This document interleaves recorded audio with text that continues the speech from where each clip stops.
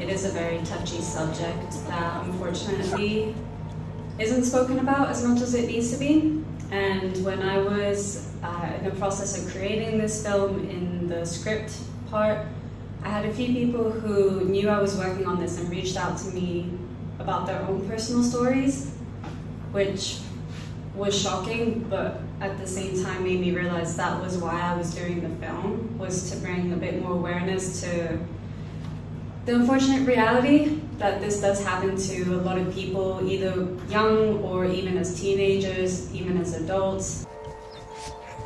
How old are you in this memory, Alexia? 5 or 6.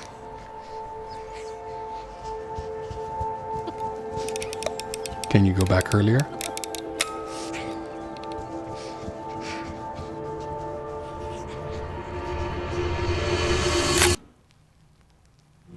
Unfortunately, sexual assault is it's kind of a common thing, and it's an event that a lot of people feel ashamed to talk about, or ashamed to have happened to them when they're not the ones who should be ashamed.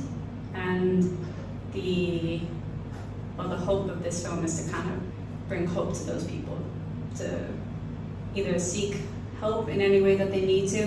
And the type of therapy that was used in this film, the tapping, it's called EMDR.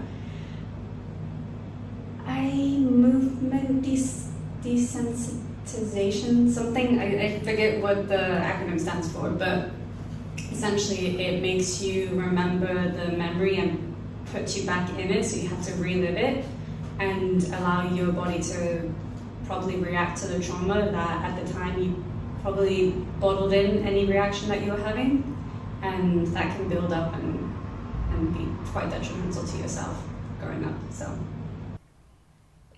that's the earliest that I have.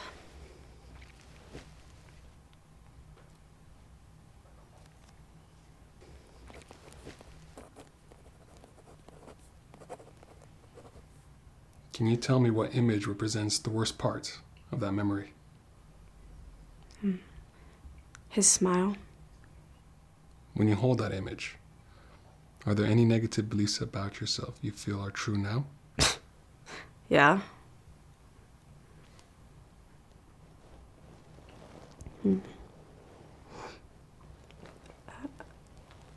I feel ashamed.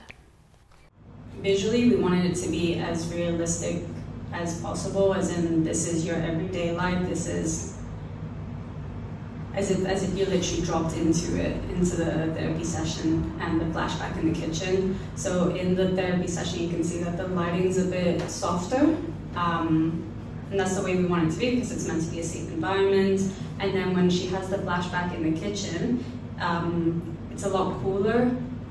We didn't use as much smoke as well, so it's a lot sharper of an image, and we used the sounds that were around Alexia, so she's making a cup of tea, and that overall sound that you could hear building up while she was having her anxiety attack was the kettle getting louder and louder and then clicking off. And we wanted it to be something that was happening to her in that moment, that she was physically doing, to show that unfortunately trauma can just sneak up at any point and cause a reaction. And it can be as simple as a trigger, like a photograph, like a family photograph that you have lying around, or a phrase that somebody says, or a way that somebody hugs you. It can be something so simple, and unfortunately you can't control when you have a reaction and how strong a reaction you have. And we wanted to make people feel a bit uncomfortable. That's why the crying also, we didn't want it to be pretty crying. A note I had was, I don't care if I've got snot coming out of my nose, if I'm bright red, like that, I'd rather that, because that's what we look like when we're fully crying.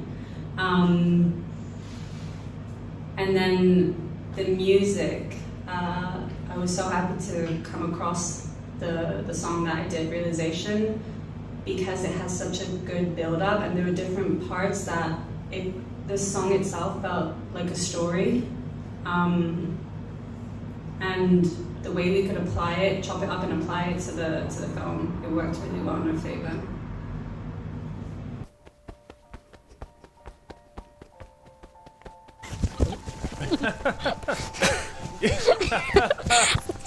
Take a picture, Granddad. Of me. Take a picture.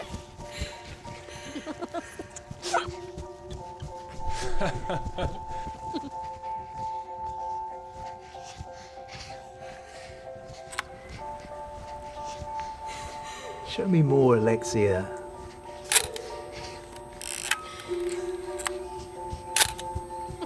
More, Alexia.